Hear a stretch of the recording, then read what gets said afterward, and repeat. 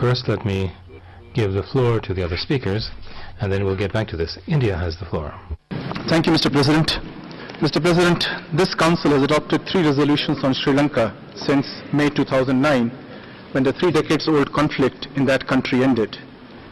India has always been of the view that the end of the conflict in Sri Lanka provided a unique opportunity to pursue a lasting political settlement acceptable to all communities in Sri Lanka. India believes that this Council's efforts should contribute to a state's own efforts in the promotion and protection of human rights.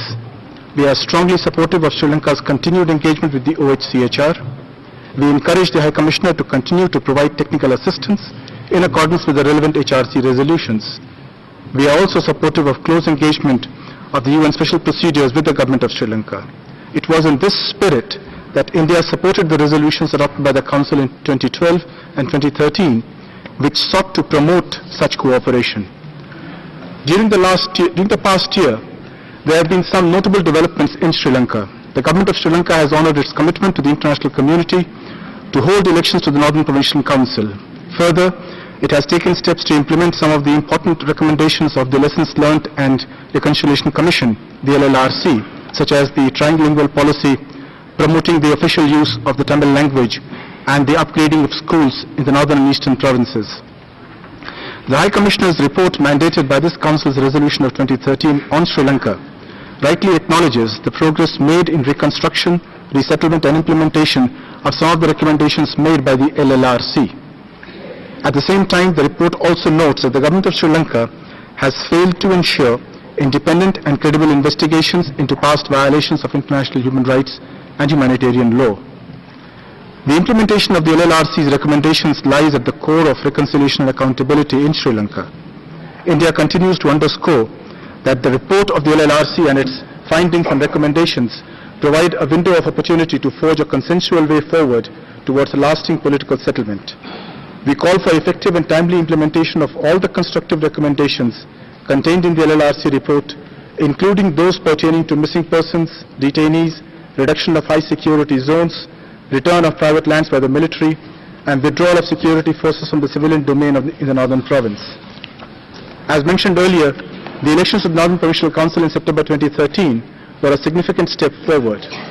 However, much more needs to be done by the government of Sri Lanka towards a meaningful devolution of powers. It needs to continue to take specific measures towards broad-based, inclusive, meaningful and genuine reconciliation with the minority Tamil community. We call on the government of Sri Lanka to make purposeful efforts to fulfill its commitments, including on the devolution of political authority through the full implementation of the 13th Amendment of the Constitution of Sri Lanka and build upon it. Mr. President, as the closest neighbor with thousands of years of relations with Sri Lanka, we cannot remain untouched by the developments in that country. Since the end of the armed conflict, India remains engaged in a substantial way in the relief, resettlement, rehabilitation and reconstruction process in Sri Lanka. We have extended substantial assistance to the government of Sri Lanka in its efforts for resettlement of internally displaced persons, demining, education, connectivity, livelihood restoration, economic revival, etc. This has contributed towards the return of a modicum of normalcy to the northern and eastern provinces.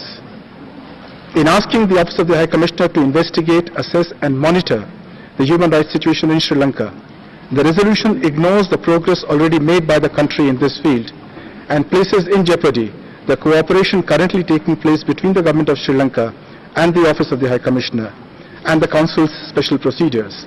Besides, the resolution is inconsistent and impractical in asking both the government of Sri Lanka and the Office of the High Commissioner to conduct investigations simultaneously. India believes that it is imperative for every country to have the means of addressing human rights violations through robust national mechanisms.